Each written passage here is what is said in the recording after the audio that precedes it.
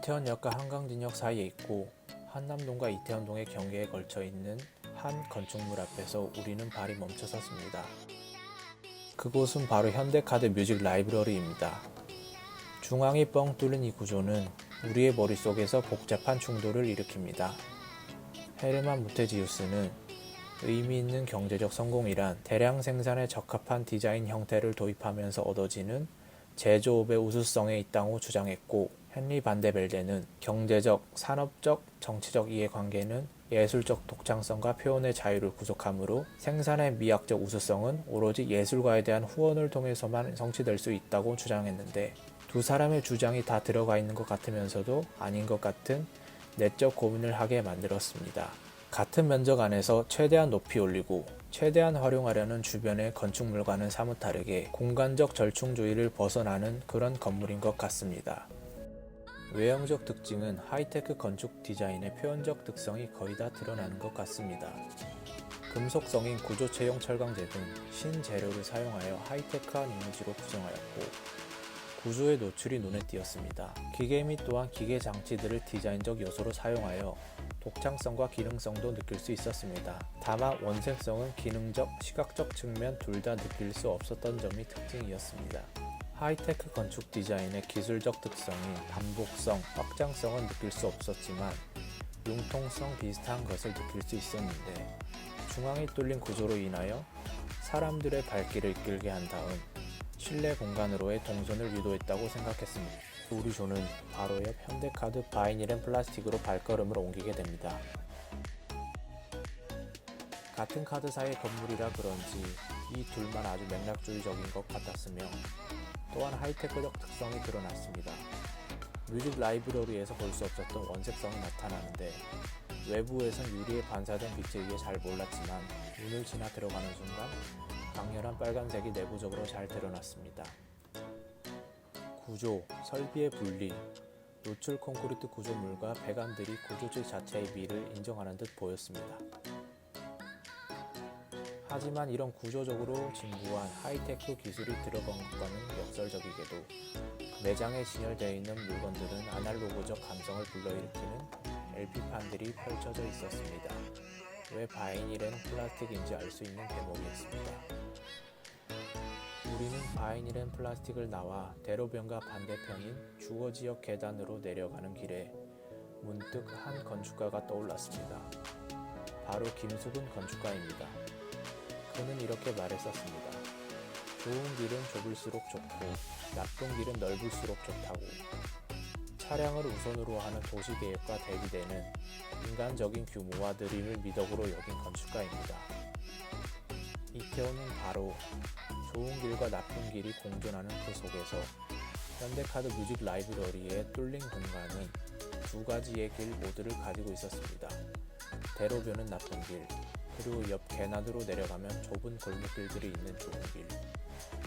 어쩌면 건축가가 중앙이 뻥 뚫리게 한 이 구조의 의미는 양쪽 모두의 입장에서 수긍할 수 있게 만드는 그런 건축물이 아닌가 생각하게 되었습니다. 한남동에 위치한 현대카드 뮤직 라이브러리가 위대한 까닭은 희귀한 LP판과 잡지를 보유하였기 때문이 아닙니다.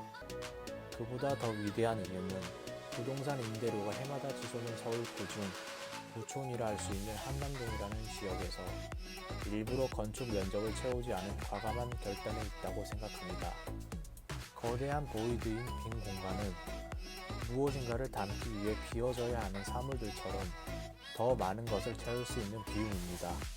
19세기의 건축가 고트프리트 젠퍼는 건축의 필수 요소로 화로, 흙바닥, 지붕 칸막이 벽을 꼽았습니다. 기둥을 세우고 지붕을 덮기에 앞서 돈독한 유대를 가능케 하는 화로를 말합니다. 즉, 장소가 우선해야 한다는 점을 강조했습니다. 현대카드 뮤직 라이브러리의 중앙에 뚫린 보이드는 사람들의 온기를 유지되는 화로라고 생각합니다.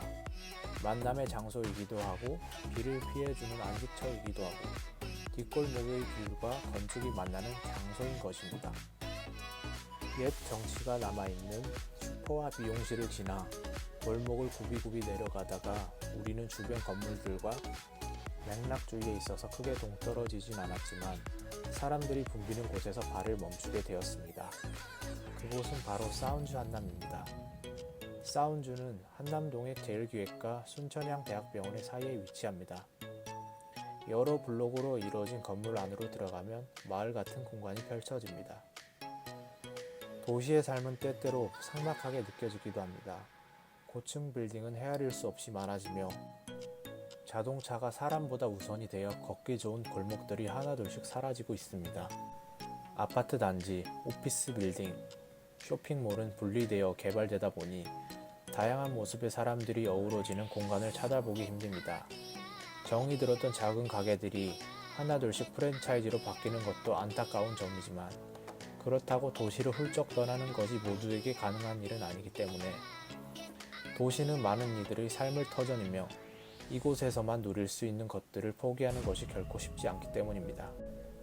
그래서 JOHA에서 기획한 도시만에서 가능한 작지만 의미 있으며 도시의 삶에 꼭 필요한 본질에 귀 기울이고 시간이 지나도 변함없을 가치들을 고민하며 새로운 도심 라이프 스타일을 제안한 도심 속 복합 문화 공간인 사운즈를 소개하고자 합니다. 사운즈는 레지던스, 오피스, F&B, 리테일이 결합된 복합 공간으로 앞서 얘기한 김수근 건축가가 말했던 좋은 길은 골목의 정취가 남아있는 곳에 위치해 있습니다. 약 600평 규모의 대지에 5개의 건물로 이루어지며 그 안에서 14세대의 레지던스와 1개의 오피스 그리고 10여 개의 상점들이 어우러져 작은 마을 같은 분위기를 담고 있습니다. JOH가 공간을 구상하는 데 있어서의 기본 철학은 다양성과 복합성, 작은 것의 위대함, 영감받는 삶이라고 합니다.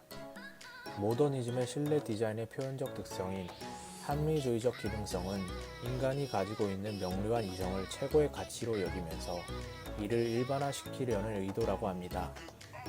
실내 디자인적 특성이긴 하지만 사운즈의 외부, 내부 모두에서 느껴지는 철학과도 일치한다고 생각합니다. 형태는 기능을 따른다라고 말한 루이스 설리반의 말 또한 느낄 수 있었습니다. 단순성과 기하성의 특징도 느낄 수 있었습니다. 왜냐하면 기능성을 해결하는 실천적 방법으로 기하학을 채택함으로써 작은 골목 속에서 공간을 구성하며 경제성과 효용성을 제공하며 열린 공간을 창출한다고 생각했기 때문입니다. 또한 르꼬르비제의 모듈러 개념도 5개의 건물이 이루어진 것을 보며 느낄 수 있었습니다. 장식은 죄악이라고 단정한 아돌프 루스의 말처럼 탈장식성을 통한 정제된 미를 보여준 사운즈를 느낄 수 있었습니다. 외형적 특성은 물론 모더니즘이라고 생각하지만 JOH가 말하고 있는 철학은 모더니즘과 포스트 모더니즘의 세계관이 복합적으로 드러난다고 생각합니다. 왜냐하면 인간 중심주의 인간과 생태 중심주의 도시를 모두 아우르는 건물이기 때문입니다. 또한 디자인적 특성은 포스트 모더니즘의 맥락주의 속에서 5개의 개개의 건물들이 고립된 대상으로서가 아니라 문화적 연속성과 조화를 이루는 부분으로서 계획된 곳이라고 느꼈기 때문입니다. 이를 더 넘어서 주변 건물들과의 이질감도 느껴지지 않았기에 그저 다른 곳보다 사람이 많다라고 느꼈기 때문입니다. 우리는 또한 해체주의 개념에 있어서 흔적의 특성에 주목했습니다. 기존 과거 부지 자체의 흔적은 주거 공간이었기에 건물을 구성하는 데 있어서 레지던스 공간도 따로 마련했기 때문에 흔적을 느낄 수 있었고 이것은 건축적인 해체가 되고 나서 다시 역사의 흔적을 표현한 것이라고 느꼈습니다. Less is more, 적은 것이 더 많은 것이다의 의미는 본질과 무관한 모든 장식적인 요소들을 제거한 것을 나타내지만 사운즈는 절제된 공간에 안식감을 느낄 수 있는 구성원들을 채움으로써 사운즈가 가진 의미인 사운드 플러스 S, 즉 여러 목소리가 공존하는 것을 나타내며 그 공간을 더 아름답게 느껴지도록 한 건물인 것 같습니다.